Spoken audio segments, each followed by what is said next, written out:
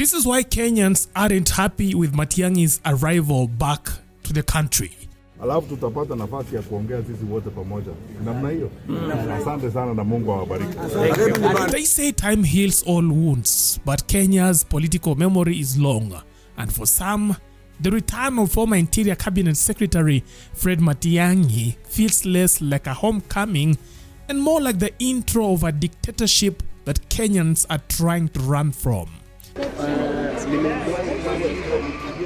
So when Dr. Fred Matiang'i touched down at JKIA, it wasn't just the airport lights flashing.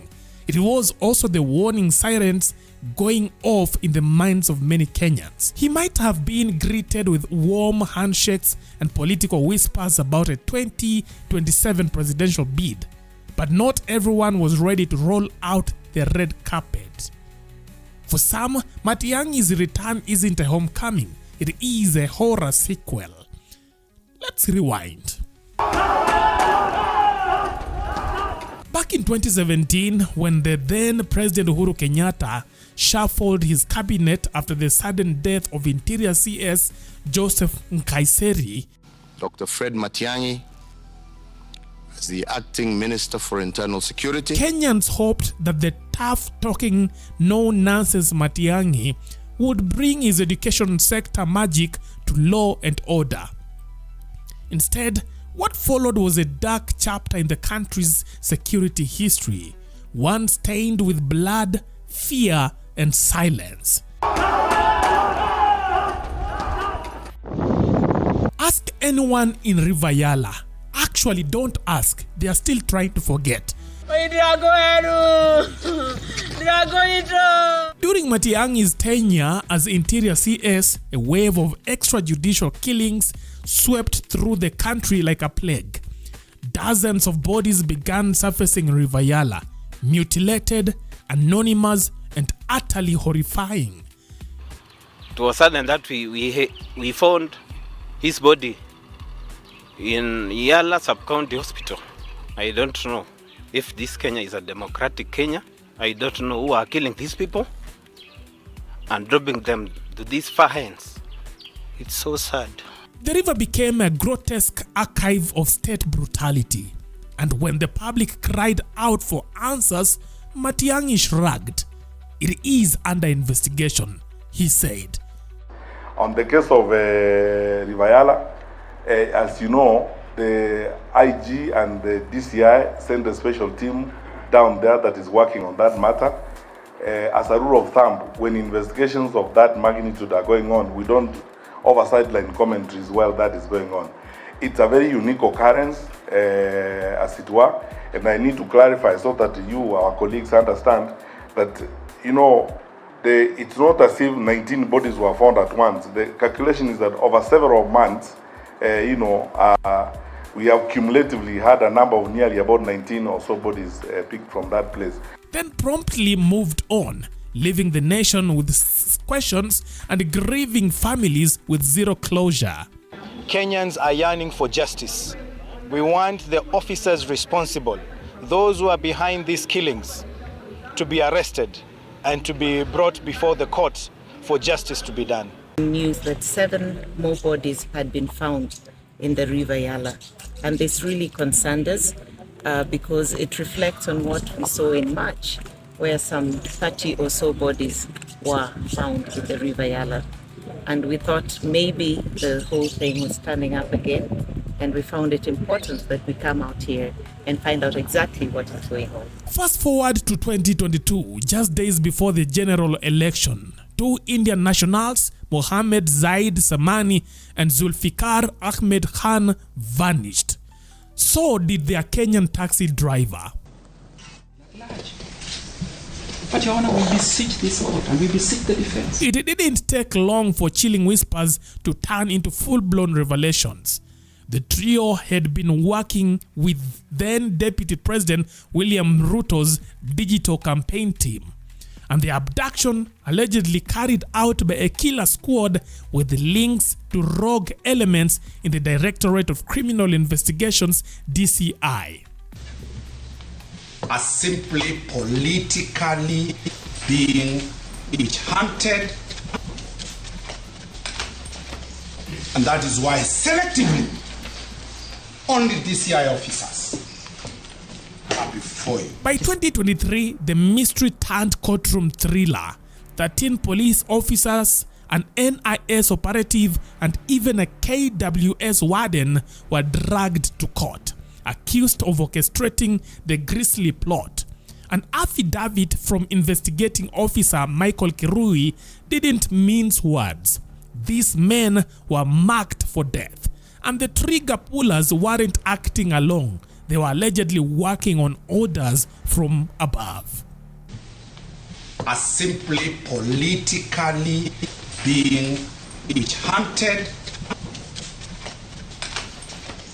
and that is why selectively only DCI officers are before you. Number 2, Matiangi is a dictator.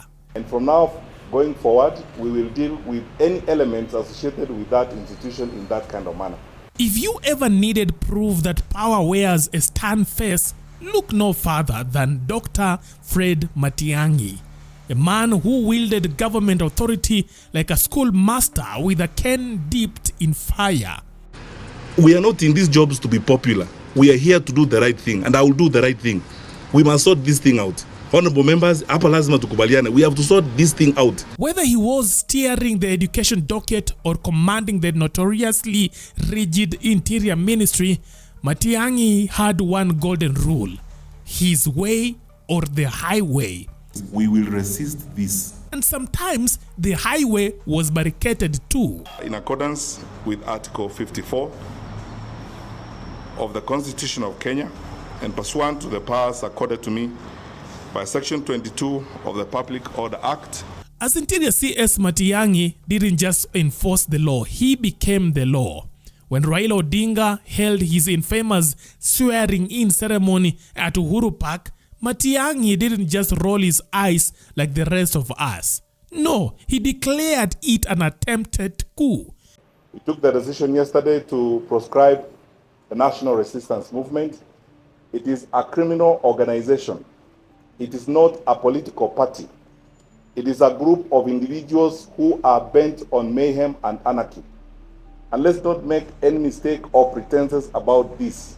It is a group of individuals intended to incite members of the public against a constitutionally instituted government. And from now going forward, we will deal with any elements associated with that institution in that kind of manner. He pulled the plug on KTN, NTV, and Citizen TV faster than you can say press freedom, and sent Kenya's fourth estate into a media blackout for weeks that still echoes through journalism classes today. As long as those investigations continue, there are certain actions that are going to remain in place. For example, the media houses will remain switched off until we have completed some of the investigations that we are carrying out. The man treated dissent like a contagious disease, and he was the vaccine. We will not allow demonstrations within the central business districts of Nairobi, Mombasa, and Kisumu. The Inspector General of Police has been advised accordingly. Protests by the opposition banned. Demonstrations against the IEBC cancelled. His reasons: the need to protect Kenyans and their property. Critics say it felt more like protecting the status quo. It is your right as a citizen of this country to peacefully demonstrate, to peacefully picket. But there's a law and there's a framework within which that has got to be done. We cannot take advantage of that to destroy property and businesses of innocent people. But Matiang'i didn't save all his disciplinary action for the opposition. Even then Deputy President William Ruto, now President Ruto, got a taste of Matiang'i's iron-fisted style. In what some cheekingly called a security diet, Matiang'i downsized Ruto's elite guard detail, claiming he still had more protection than any vice president in Kenya's history. Of the security of the deputy president, period. So these banding words around really, honestly, is not fair. Why was this done? I explained to Mr. Chairman, I am willing to discuss that, but I can't discuss it in an open meeting. Because that is tantamount to sharing the notes of the National Security Council or the Minister of the Council in an open meeting like this, and I have no clearance to do that. From hangers to hands, Ruto's every inch was still under watch. And now, the stunned former CS is back on Kenyan soil, with whispers growing into roars that he is plotting a 2027 presidential bid, aiming squarely at dethroning the very man he once trimmed down to size. Kenyans have long memories, especially when justice remains undelivered. For many, Matiangi's potential rise isn't a political comeback. It is a prelude to a reign they fear could be colder, deadlier, and more authoritarian than the one they are already grappling with. Alafu mnapea mtu kwa nini word permit kuja kuwa site manager wa construction. How many Kenyans tuko na Kenyans hapa hata na degree na hata kutoka university.